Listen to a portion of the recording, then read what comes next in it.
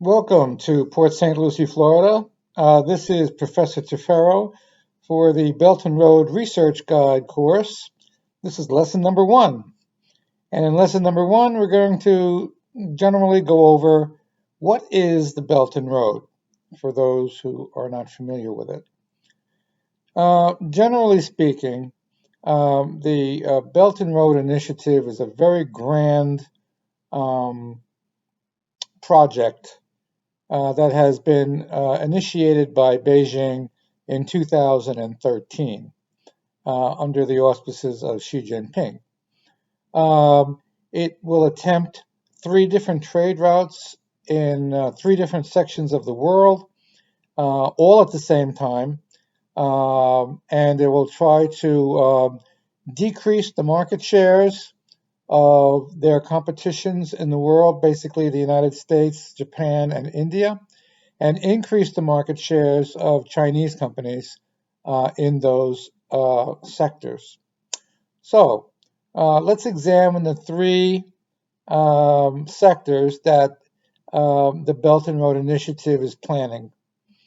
The first sector that is the most likely to be utilized right away or before the other 2 is the maritime route, and that should probably initiate in either Hong Kong or Macau, one of those places, and they will be taking Chinese goods from the Chinese mainland and dropping some of them off or trading some of them in places like Vietnam, Singapore, Malaysia, Indonesia, Sri Lanka, Djibouti, Saudi Arabia, and Egypt before they get to the Mediterranean Sea and finally end up at Italy or Greece, where they would have the options of using Italy's bullet trains to Germany.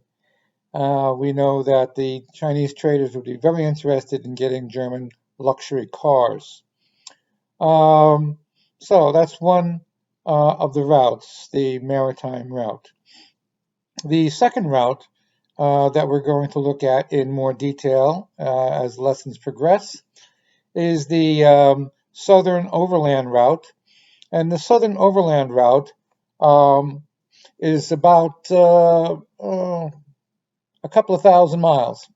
And it goes from northern China, Urumqi, to Kazakhstan, Uzbekistan, Turkmenistan, and Iran, and then finally into Turkey. Turkey will be the end destination, and we will discuss Turkey in more detail in later lessons, because the end destination is always the key factor of trade in these arrangements. The third Belt and Road scheme is the Northern Overland Route. And the Northern Overland Route is scheduled either from Beijing or Xi'an to Siberia. And then from Siberia, it will take a very long trek to Moscow. Once it gets to Moscow, the bullet trains will have the option of going to Scandinavia or Eastern Europe or possibly to Germany.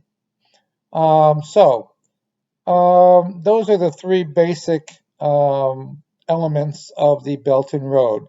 2 of them are overland routes, and one of them is a maritime route, which is much more advanced as far as infrastructure. All you need is the ocean, and they have that for free, so that doesn't really cost very much. But you have to pay for the ships and the time and the goods on the ships and so on.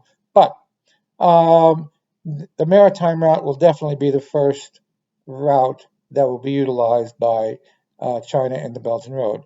And the partners of the Belt and Road are also key factors, which we will discuss in the following lessons. So for this lesson, this is Professor Tefero bidding you a good night, and everyone take care. Bye-bye.